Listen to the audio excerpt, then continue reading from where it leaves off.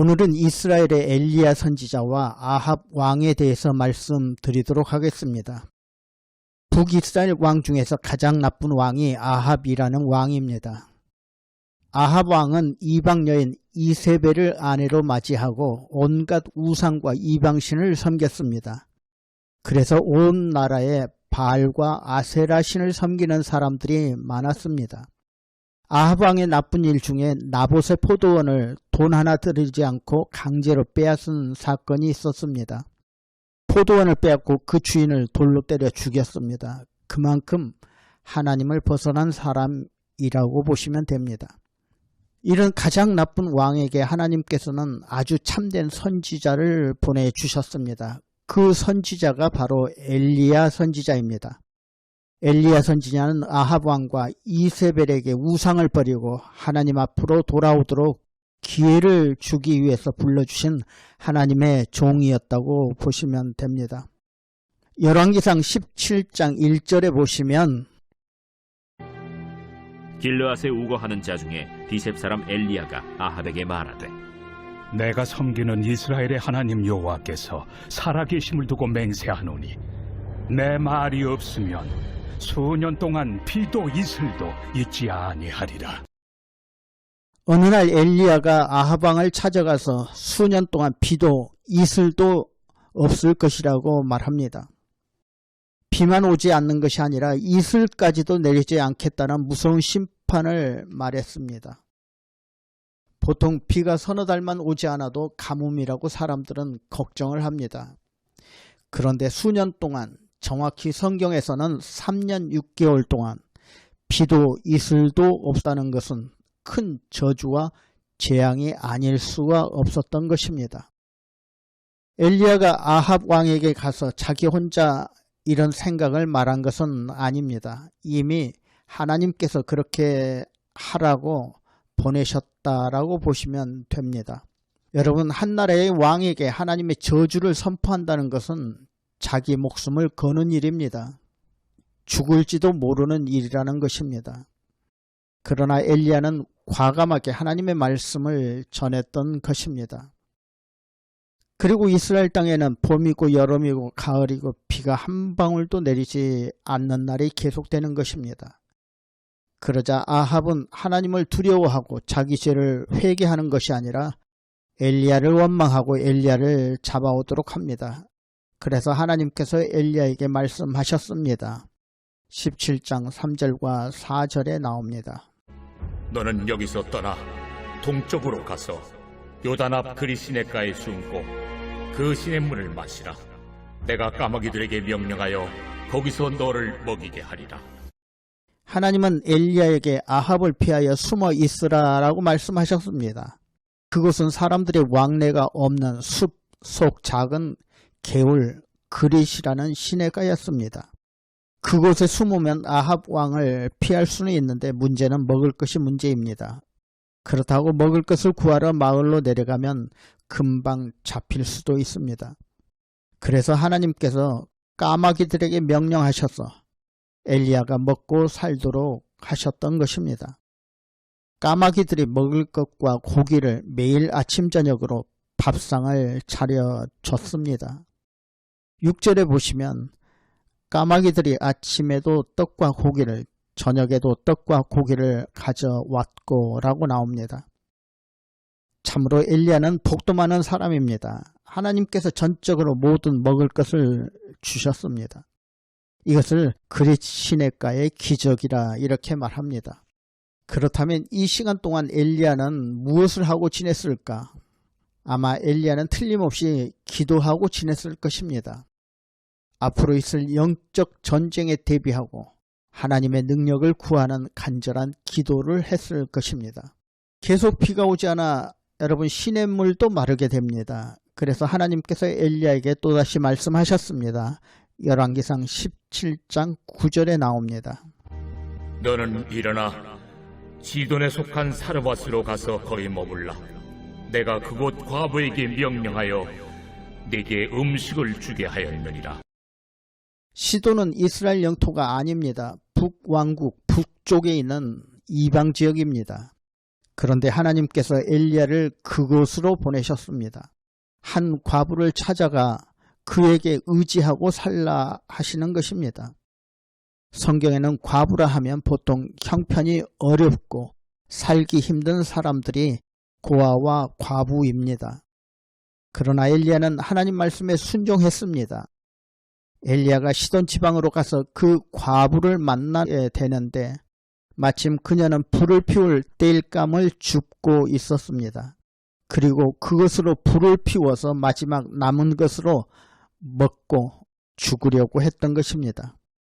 그런데 엘리야가 이 여인에게 물을 조금 떠오라라고 말합니다. 10절과 12절에 나옵니다. 그가 일어나 사르밧으로 가서 성문에 이를 때 한 과부가 그곳에서 나뭇가지를 줍는지라. 이에 불러 이르되 청하건대 그릇에 물을 조금 가져다가 내가 마시게 하라. 그가 가지러 갈 때 엘리야가 그를 불러 이르되 청하건대 내 손에 떡 한 조각을 내게로 가져오라. 당신의 하나님 여호와께서 살아계심을 두고 맹세하노니 나는 떡이 없고 다만 통에 가루 한 움큼과 병에 기름 조금뿐이라. 내가 나뭇가지 둘을 주워다가 나와 내 아들을 위하여 음식을 만들어 먹고 그 후에는 죽으리라. 참으로 딱한 사정입니다. 마지막으로 먹을 것을 조금 먹고 죽으려고 하는데 그 사람에게 물을 달라, 떡을 달라 이렇게 엘리야가 부탁을 합니다. 지금 이 불쌍한 과부에게 남아있는 것은 밀가루 한 줌과 기름 몇 방울 정도입니다. 그러나 그 과부는 엘리야 선지자의 말에 순종했습니다. 그 과부가 하나님을 알지도 못하고 믿지도 않는 이방 여인이었지만 하나님의 말씀에 순종하고 엘리야의 말대로 따라함으로 비가 올 때까지 통에 가루가 떨어지지 아니하고 병에 기름이 없어지지 아니했던 것입니다. 여기서 우리는 하나님의 은혜를 다시 한번 생각해 볼 수 있습니다. 밀가루 한 줌과 기름 몇 방울로 긴 가뭄을 견뎌낼 수는 없습니다. 이 여인 죽을 수밖에 없는 그런 사정입니다. 그런데 하나님께서 엘리야를 시돈까지 보내주시고 그 과부를 살려주셨습니다. 이것이 여러분 하나님께서 우리를 살려주시는 방법인 줄로 믿습니다.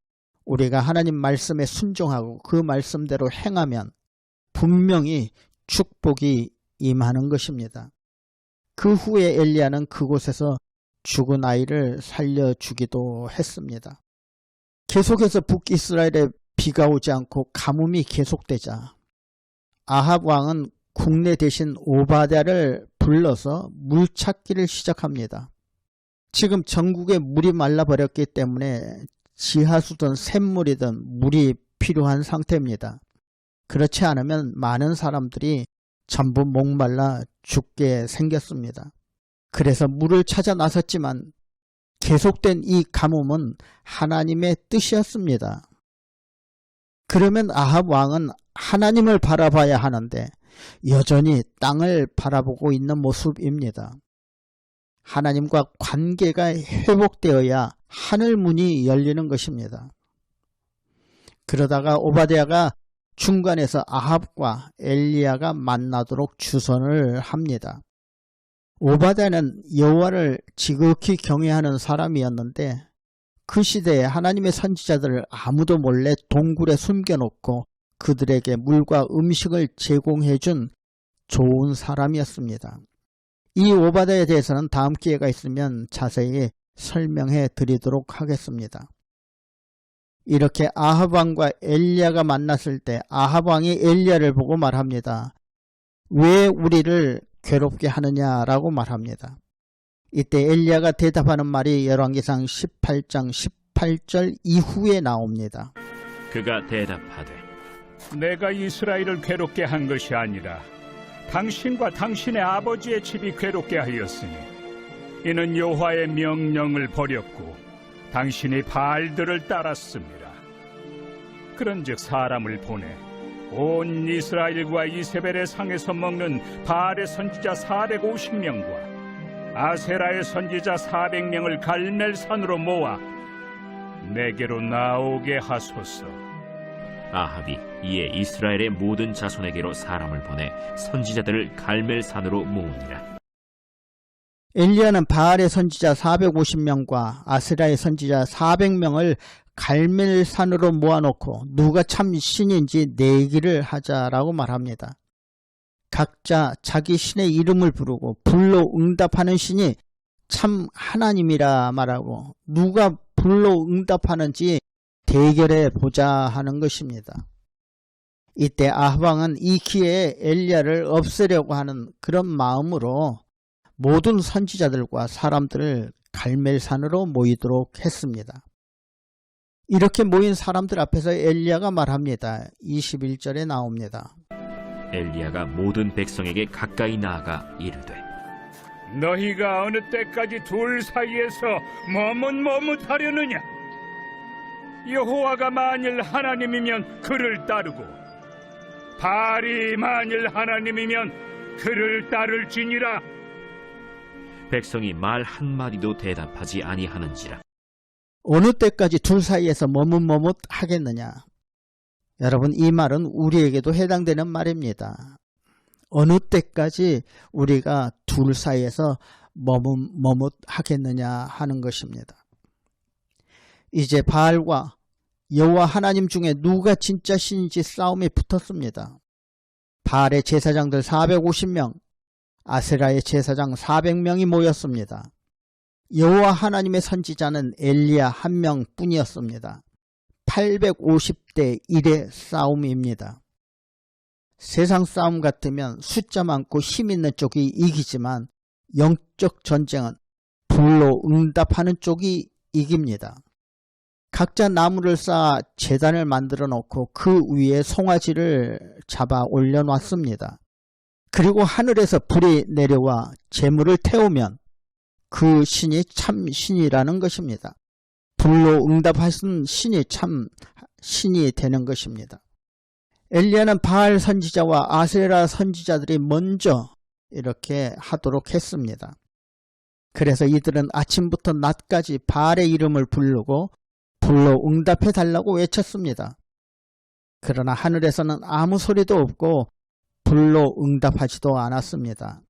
왜냐하면 바알과 아세라는 신이 아니라 사람이 만든 우상이었기 때문에 그렇습니다. 정오가 될 때까지 아무런 응답이 없자 엘리야가 그들을 조롱하면서 큰 소리로 불러봐라. 아마 잠이 들었나 보다. 잠깐 어디 나갔나 보다. 너희들 신이 없나 보다. 이렇게 조롱하는데도 저녁 때까지 아무런 응답이 없었습니다.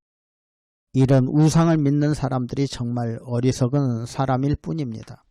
이제 엘리야 선지자가 차례가 됐습니다. 엘리야는 모든 백성을 가까이 나오도록 했습니다. 그리고 제단에 물을 갖다 부으라고 합니다. 이렇게 3번씩이나 물을 갖다 부으니 물이 제단에도 흐르고 도랑에도 물이 가득했습니다. 그리고 엘리야가 말합니다. 여호와여, 내게 응답하옵소서. 내게 응답하옵소서. 이 백성에게 주 여호와는 하나님이신 것과 주는 그들의 마음을 되돌이키심을 알게 하옵소서. 이에 여호와의 불이 내려서 번제물과 나무와 돌과 흙을 태우고 또 도랑의 물을 핥은지라. 모든 백성이 보고 엎드려 말하되 여호와 그는 하나님이시로다. 여호와 그는 하나님이시로다. 엘리야가 그들에게 이르되 바알의 선지자를 잡되 그들 중 하나도 도망하지 못하게 하라. 하매 곧 잡은지라. 엘리야가 그들을 기손신으로 내려다가 거기서 죽이니라. 엘리야가 아합에게 이르되 올라가서 먹고 마시소서. 큰 비소리가 있나이다. 하나님께서 불로 응답해 주셨습니다. 참 하나님이 여호와 하나님이심을 완전히 증명하셨던 것입니다.